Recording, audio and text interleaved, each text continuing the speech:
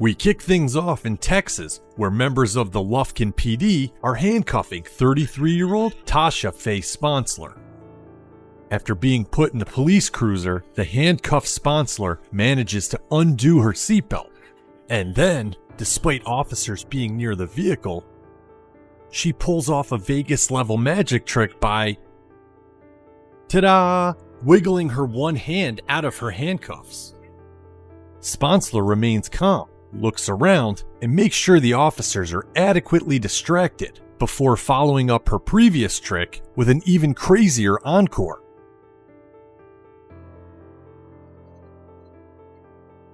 God dang, come on, hey, God. In the midst of Texas, where everyone's attention is focused on Tasha Faye Sponsler and the daring journey that she was on, the officers of the Lufkin Police Department have just finished properly handcuffing Sponsler and are about to load her into their cruiser when an unexpected event takes place. Sponsler first removes her seatbelt, which displays a remarkable level of dexterity, and then she removes her hand from the handcuffs.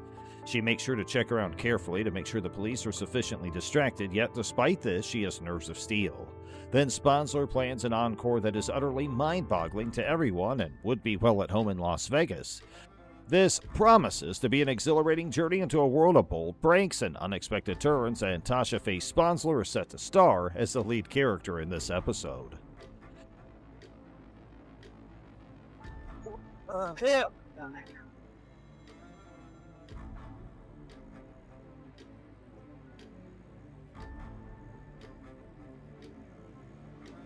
As the stolen cruiser shoots back onto the main road, it narrowly misses a row of spike strips.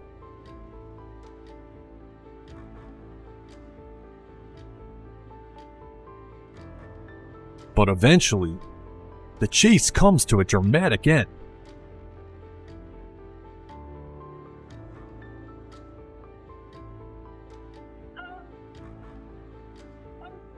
After rejecting a plea deal that would have given her 16 years in prison, Sponsler got the jury trial she wanted. Unfortunately for her, after being found guilty, she was sentenced to a staggering 45 years in prison.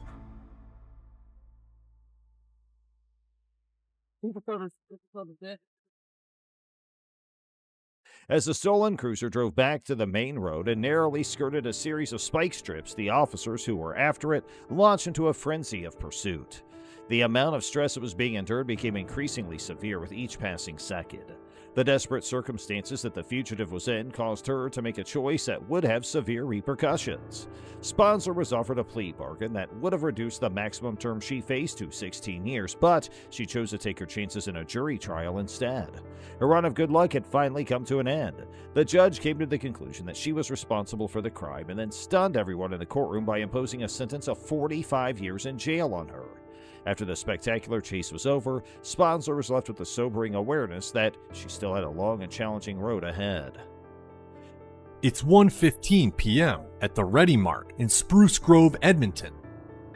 And this man, 28-year-old Richard Parasow, has just been caught trying to buy a can of soda with a stolen credit card. Police have been called in to arrest the man, but he's not going quietly. After throwing his girlfriend, Brittany Burke, more on her in a minute, onto the officer and tangling with the store's owner, creating an impromptu game of Twister, he breaks free. He takes off towards the back of the store with no shirt and no plan. As the officer takes aim with a taser, Parasow grabs a weapon of his own, a bag of salty snacks. Realizing he's outgunned, he drops to the ground. The officer shows restraint as Brittany Burke approaches near the Pringles. After telling her to stay back, the officer calls for backup. And that's when Parasow makes at least his fourth terrible decision of the day and is pumped full of 50,000 volts. Meanwhile, with the entrance blocked by the owner, Brittany, the real star of this video, makes her move to the back of the store. Instead of trying the back door, she takes another, more daring route. After blowing absolutely any chance of anonymity right here, she crawls past the dusty Christmas decorations and heads for the ductwork and potential freedom. A seemingly good plan until it isn't.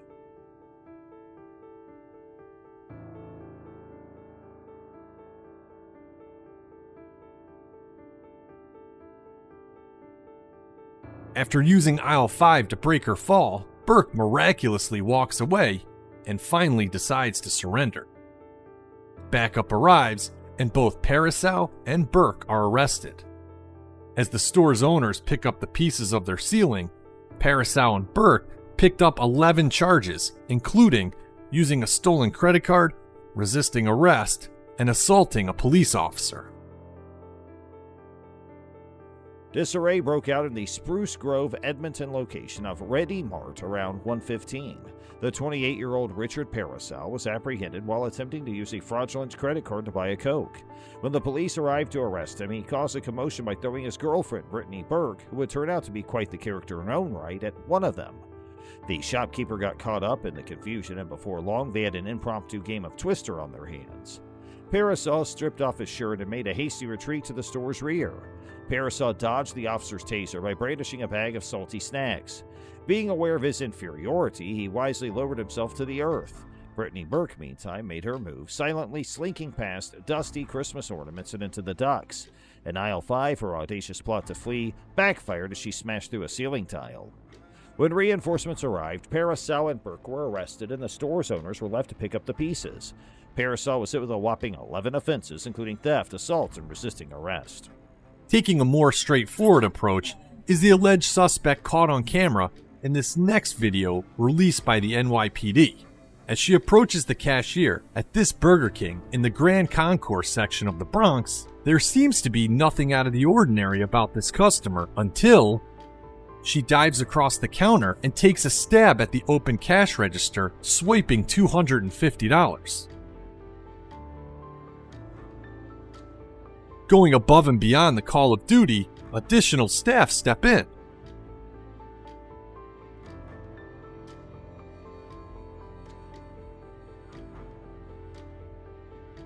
But they don't have the suspect for long. She slides across the counter and makes her way towards the door with no sense of urgency, and with good reason, as she's yet to be caught. But for the staff of this Burger King, they get a moral victory for making sure the suspect walked out both hungry and empty-handed. When the officer from the New York Police Department approached the cashier at the Burger King located in the Grand Concourse neighborhood of the Bronx, it seemed as though the woman was merely another customer. In a sudden and unanticipated change of events, however, she leapt over the counter and made a vain attempt to get her hands on the open cash register. She accomplished an extraordinary feat for a would-be thief by stealing $250 in a single fast action, going above and beyond the call of duty for a thief. The situation was swiftly brought under control by additional members of the crew, but their efforts to capture the culprit were unsuccessful. She slid back over the counter with astonishing dexterity and then casually sauntered towards the exit, making no indication that she was in any rush. It was probably a little success for the personnel at Burger King when they made sure the suspect left the restaurant hungry and without any of his belongings. Finally, we're in Lamar, Arkansas, where police are in pursuit of a truck and trailer reportedly stolen by the owner just 10 minutes earlier. An even bigger problem, the vehicle's owner says there's several loaded guns inside the truck. With little progress being made 10 miles into the chase, a police unit is stationed near an on-ramp, about to deploy a spike strip, hopefully disabling the vehicle. I suppose they got him. The boy lives in a icebox out of the back. The spike strips are successful, sending a mini freezer flying, but the truck keeps going.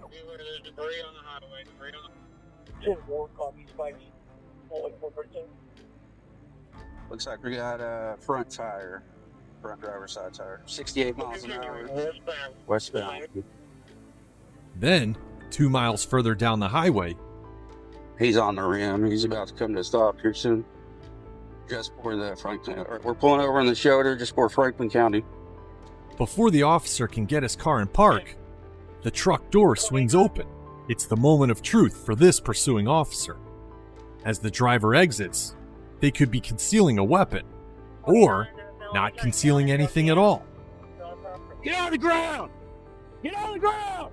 The driver who just led police on a dangerous high-speed chase is, in fact, a woman wearing nothing but a pair of sunglasses and who knows what on her head.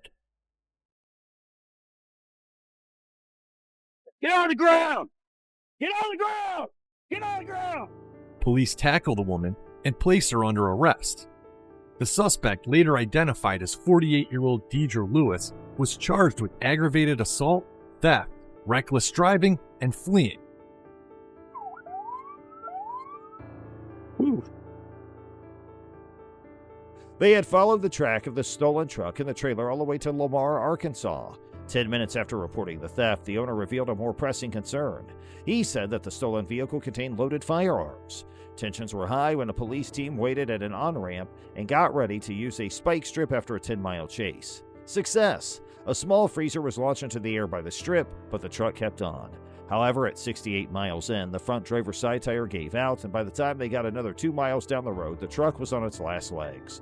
The cop had his opportunity to act. The truck pulled over to the side of the road in Franklin County, and as the pursuing police officer approached, the door suddenly opened. When the driver finally emerged, everyone knew for sure if she was hiding a weapon or not.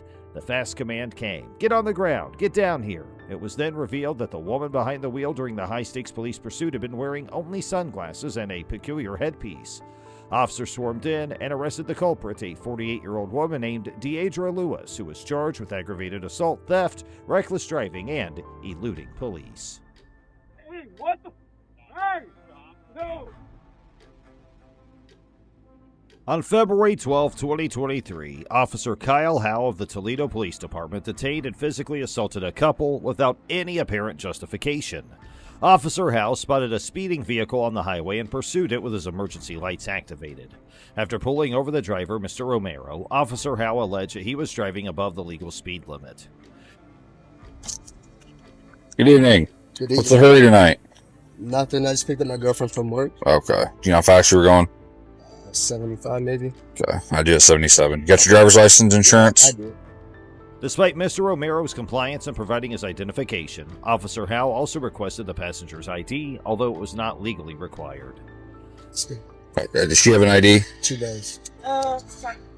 She might You not. use my This is my ID. Okay. Sorry. Okay. You I just picked her up from work. Yeah. Officer Howe asked Mr. Romero to step out of the vehicle, and he complied. Officer Howe noticed something fall out of the vehicle as Mr. Romero stepped out, and he proceeded to handcuff him, claiming it was drug paraphernalia. Officer Howe informed Mr. Romero that he was being detained, not arrested, and asked him about his marijuana use. What's that, partner? I'm not sure what happened. Okay. I'm going to have you turn and put your hands behind your back for me, okay? Oh, really? Yeah.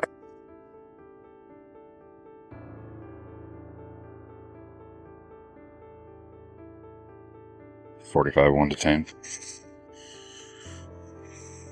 Alright. Is that comfortable for you or not? The laws surrounding marijuana use in Ohio are complex, but possessing less than 100 grams is considered a minor misdemeanor. Officer Howe then requested Mr. Romero to undergo a field sobriety test, which he willingly agreed to. However, Officer Howe then arrested Mr. Romero for driving with a barred license, indicating that his license had been previously suspended.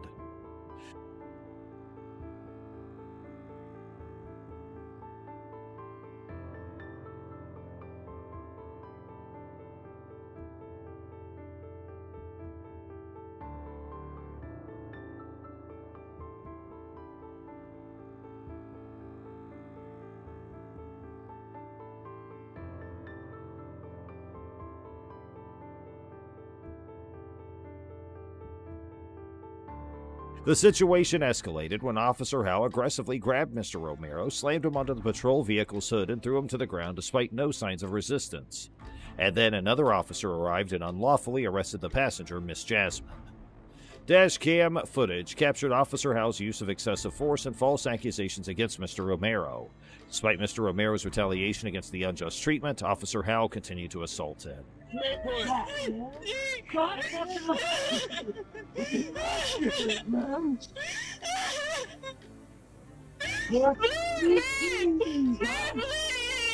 Stop! Pussy! Stop! Baby, please stop! Baby, please! Why are you following me like that? Miss Jasmine's arrest was also unjustified as she had not engaged in any wrongdoing. Both Mr. Romero and Miss Jasmine were ultimately arrested, but it is important to note that their violations of the law did not excuse the mistreatment they endured. Going away from me and trying to kick me into this. Why did you hit me and slam me on the ground that many times? Following an investigation into another incident involving Officer Howe, he resigned from the Toledo Police Department. The incident highlights concerns about the excessive use of force and the violation of individuals' rights during law enforcement encounters. In another incident, a driver who had committed no wrongdoing and violated no laws was pulled over by an officer who falsely claimed that the vehicle's tag was expired. The officer's true intentions became evident when he asked a question unrelated to the traffic stop, implying potential phone use while driving. And another question, you just turned that on, right? Like, you didn't have that while you were driving? No, I just turned it on. Yeah. Despite the driver providing the necessary documents, the officer insisted that the expired tag was the driver's responsibility and proceeded to issue a ticket. Just because it seems like a while, if the validation tag expired in December. The driver repeatedly explained that the vehicle was a rental and that the responsibility for the tag's validity rested with the rental company. Well, you call Enterprise. That's not my car. I don't know why you pulled me over. However, the officer remained ignorant and refused to acknowledge the driver's explanation. To confirm his innocence, the driver requested permission to inspect the license plate himself, which revealed that the officer's allegations were entirely false. In a revealing moment, the officer admitted to running the license plate before initiating the traffic stop, indicating possible racial profiling. That's Enterprise. Enterprise. You're the driver. No, that's not a problem. You call Enterprise. You're the driver. This admission exposed the officer's misconduct and further highlighted the unjust treatment faced by the driver. The incident exemplifies the officer's disregard for the truth and raises concerns about potential bias and abuse of power within law enforcement. I see you tell me the plate is expired. Can I go see? Hold on. Oh, it's my mistake. Well, that's your mistake. That is my mistake. Did you see because it's a black person? No, stop it, no. Yeah, come on. That's not I didn't even see who was driving the car. I looked at the plates there. Moving on to the next incident, a family was peacefully enjoying their time at a park when two police officers approached them without any apparent reason. Hi. What's up, guys? The man recording the encounter immediately exercised his rights and requested the officers to identify themselves, which they complied with by providing their names and badge number. How's it going? Who are you guys? Can you identify yourself, please? When asked why they approached the family, the officers claimed that the family was yelling and screaming, an allegation that holds no legal significance, especially considering they were in a public park. Please. 2301. And you, sir? Officer Weeks, Eagle Police Department. Oh. The family members calmly informed the officers that they were simply conversing and having a good time, emphasizing that their actions were not disrupting anyone else. However, the officers altered their allegations, now accusing the family of using profanity loudly, despite the fact that such behavior is not illegal. I guess they're just yelling and screaming. In response, the man recording the incident asserted his right to use profanity whenever he chose to do so. Recognizing that the officers had no valid reason for approaching them, But we're just here enjoying ourselves right now. the family members started to dismiss their presence. They indicated that they would pretend as if the officers were not even there. So, my understanding, there's some cussing going on here. I cuss, There's yeah. a bunch of kids here, Yep. obviously. I think that's... They're playing over in the playground. Yeah, of course I cuss. I cuss anytime I want to cuss. So if you don't like it, like, they don't like to hear what you want to say, then, I mean, you don't have to be here. Just as it seemed the officers would finally leave the family alone, another police officer arrived on the scene, prolonging their presence. The family members, realizing the officers' persistence in unnecessary drama, firmly requested them to vacate their space and leave them in peace.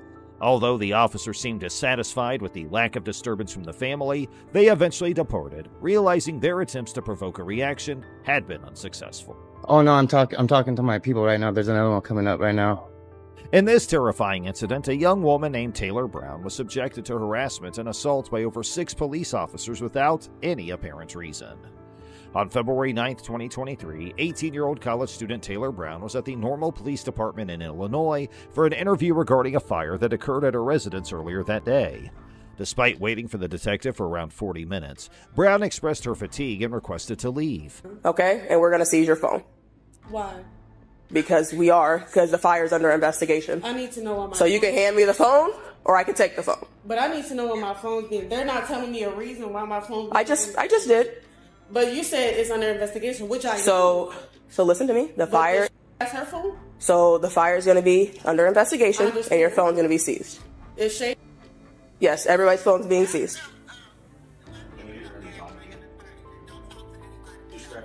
The officers assured her that they would provide transportation back home. However, their promises quickly proved empty. 3 officers approached Brown, insisting on confiscating her personal mobile phone, claiming it was necessary for the ongoing investigation into the fire. We're waiting for the detective, so the detective's going to seize your But phone. no one told me any of this. Okay. You told me that you were about to take me home. Okay. So I'm not going to sit here and argue with you. So you can hang up. You can hang up the phone, and I can take you home. Yep. So. No, they're not taking my phone and letting me leave. I don't know what I'm finna. It's 4 a.m. I can't go without my phone. Well, if I do the interview, you can go do the interview, but your phone's going to currently be seized. Can I talk to him first? Can he come down here? Nope, we're not going to do that. So you can hang up the phone, or I'm going to take the phone. That's how this is going to work. Oh, absolutely. So she said, hang up the phone, and they're going to take the phone because at this point, I'm being threatened. However, under the Illinois Criminal Code, there was no legal basis for the seizure of her phone, as Brown had not committed any offense related to the investigation. The officer failed to provide a clear reason for the seizure, escalating the situation unnecessarily. Under investigation. Don't ever tell me not to interrupt you and open this car. So the phone's going to be seized. So in a second, I'm going to take it. I'm asking you. I'm so asking if you, you a reason. So I'm not being rebuttal. I'm asking you a reason. So if you would like to talk to the detective, you can. Why is my phone being seized? If you would like to talk to the detective that is seizing it, you can. Do you wish to talk to him? Yeah, but... Do you want to give an interview? Brown, aware of her rights, refused to hand over her phone and requested to speak with the detective. The officer denied her request and attempted to coerce her into compliance. However, they had no legal grounds to seize her phone without probable cause or a warrant, as protected by the Fourth Amendment of the federal Constitution. Despite Brown's lawful refusal, the officers persisted, offering her the option to give an interview as if it were a condition to retain her phone. Brown asserted her right to have an attorney present and expressed her unwillingness to provide an interview. No, I wanted to ask him why my phone's being seized, because she said she could take me home, but without my phone. That doesn't make sense. It sounds like... So are you going to talk to the detective? No, I need everyone to come and tell me why my phone's being seized, because no one told me this until right now. At this point, 3 more officers arrived at the scene, bringing the total to 6, surrounding Brown, who had done nothing wrong. Do not kick. Okay, push your legs out. Stop. Relax. Relax. Mom, I'm not letting go. I promise. Relax. Mom, I'm not letting go. Relax. We just want your phone. That's it. We just want your phone. They're trying to give me with no protection. Taylor, no.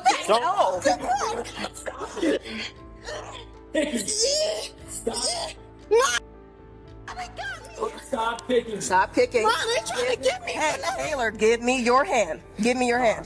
Give me your hand. Give me your hand. Taylor, Turn her to me. this way toward me. Give me. Roll. Give me.